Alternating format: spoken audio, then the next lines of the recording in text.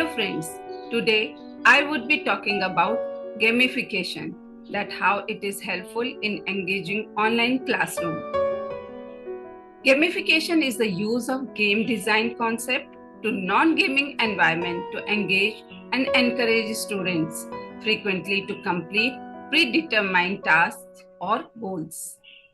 Gamification entails incorporating gaming components into the conventional learning environment, such as competition, prizes, and interactive challenges. Gamification's main goal are to increase users' engagement, encourage desired behaviors, and make course and activities more pleasurable and inspiring. शिक्षक online कक्षाओं में gamification का उपयोग करके सभी उम्र के विद्यार्थियों के लिए प्रेरणा, आनंद और सीखने की व्यस्तता को बढ़ाते हैं। ये अति आधुनिक अनुदेशात्मक दृष्टिकोण, प्रतिस्पर्धा और उपलब्धि की भावना के अतिरिक्त सहयोग, आलोचनात्मक सोच और समस्या समाधान को बढ़ावा देते हैं। प्रत्येक विद्यार्थी की मांगों को समायोजित करके शिक्षा को व्यक्तिकृत और बेहतर बनाने की क्षमता होती है। गेमिफिकेशन शिक्षकों के लिए प्रौद्योगिकी की पूरी क्षमता का लाभ उठाने और विद्यार्थियों के शैक्षिक सामग्री के साथ एक अंतःक्रिया करने और सीखने के तरीकों को बदलने का एक अद्भुत अवसर होता है और विद्यार्थी इसको बहुत अच्छे से एक अपने तरीके से कार्य को करके सीख सकते हैं।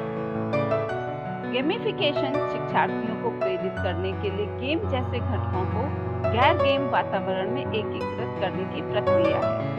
इन घटकों में प्रतियोगिता, अंक, पुरस्कार और चुनौतियां सम्मिलित हैं। तो चलिए बात करते हैं कि गेमिफिकेशन के विभिन्न घटक कौन-कौन से होते हैं। अंक और स्कोर उपयोगकर्ताओं को विशेष कार्यों को पूरा करने या पूर्व निर्धारित बेंचमार्कों को पूरा करने के लिए अंक या स्कोर प्राप्त होते हैं। इन बिंदुओं का उपयोग उन्नति मापने और रैंकिंग स्थापित करने के लिए किया जाता है। For completing particular objectives or tasks, users can obtain virtual badges and awards. These act as a rewards and may induce users to keep interacting.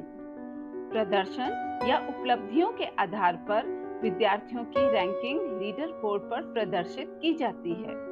जैसे जैसे विद्यार्थी लीडर बोर्ड पर चढ़ने के लिए प्रतिस्पर्धा करते हैं और ये प्रतिस्पर्धी तत्व सहभागिता को बढ़ा देता है। विद्यार्थी अक्सर इसमें कठिनाइयों का सामना भी करते हैं और खोज पूरी करने के लिए अपना पूरा प्रयास करते हैं। जो ये कठिनाइयां होती हैं, ये विद्यार्थियों को उन्नति और सफलता का एहसास कराती हैं।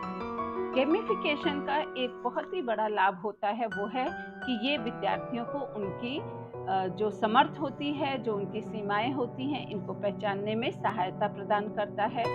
ऑनलाइन और ऑफलाइन दोनों ही सेटिंग्स में प्रेरणा, प्रतिधारण और जुड़ाव को बढ़ाने के लिए गेमिफिकेशन एक उपयोगी उपकरण हो सकता है। By utilizing the concepts and mechanisms that make games interesting, it is intended to increase activity, enjoyment, and promote desired behavior.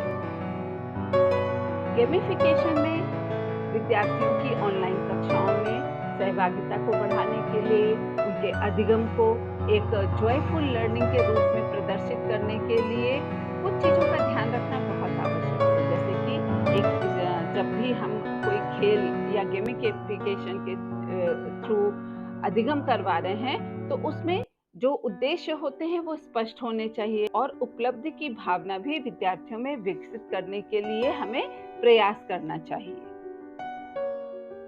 Gamification पुरस्कार और प्रतियोगिता जैसे घटकों को सम्मिलित करके विद्यार्थियों के अध्ययन करने की आंतरिक इच्छा को बढ़ा सकता है।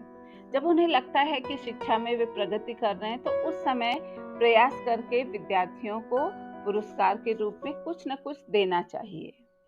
गेमिफाइड शिक्षण को व्यक्तिगत विद्यार्थियों की आवश्यकताओं और सफलता के अनुसार व्यक्तिकृत भी किया जा सकता है। यह सुनिश्चित करने के लिए कि विद्यार्थी को उपयुक्त रूप से चुनौती दी जाए। अनुकूली गेमिफिकेशन प्रणाली किसी भी छात्र के कौशल स्तर के अनुरूप कार्यों और सामग्री की कठिनाई स्तर को बदल सकते हैं। Instant feedback from the games help students identify their strengths and limitations. उसके पश्चात उन क्षेत्रों पर भी ध्यान केंद्रित कर सकते हैं जिसमें अभी भी कुछ कार्य करने की आवश्यकता है और समय के साथ उनके विकास की निगरानी भी की जा सकती है।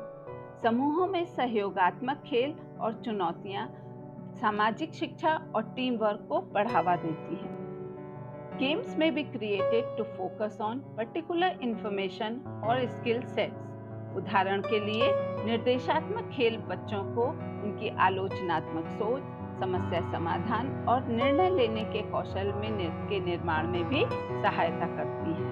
गेमिफिकेशन अक्सर दोहराव और सुदृढ़ीकरण का उपयोग करता है जो स्मृति में सुधार कर सकता है। जब शिक्षार्थी विभिन्न परिस्थितियों में सामग्री का दोबारा प्रयोग करते हैं तो उन्हें याद रखने की संभावना अधिक हो जाती है। व्यावहारिक अनुप्रयोग Gamified scenarios can replicate actual circumstances, enabling students to use their knowledge in real-world settings. The separation between theory and practice is widened as a result. Gamification का उपयोग रचनात्मक मूल्यांकन के लिए भी किया जा सकता है, जिससे शिक्षकों को विद्यार्थियों के प्रदर्शन पर जो जानकारी एकत्र करने और आवश्यकता अनुसार अपने पाठ योजनाओं को संशोधित करने का अवसर प्राप्त होता है। शिक्षा आनंददायक होनी चाहिए और गेमिफिकेशन कक्षा में कुछ मनोरंजन का संचार करता है। यदि विद्यार्थी जो कर रहा है उसमें उसकी सराहना करते हैं, उन्हें प्रेरित करते हैं और केंद्रित रहने की, इससे क्या होता है कि संभावना अधिक बढ़ जाती है। Gamification should be implemented carefully and with definite learning goals in mind. Even though gamification can be a very successful teaching tool, it is crucial to find a balance between the game component and the instructional material to guarantee that learning objectives are reached or achieved. Therefore, it is crucial to regularly evaluate the efficiency of gamification in the particular educational context and change as necessary to improve the learning experiences.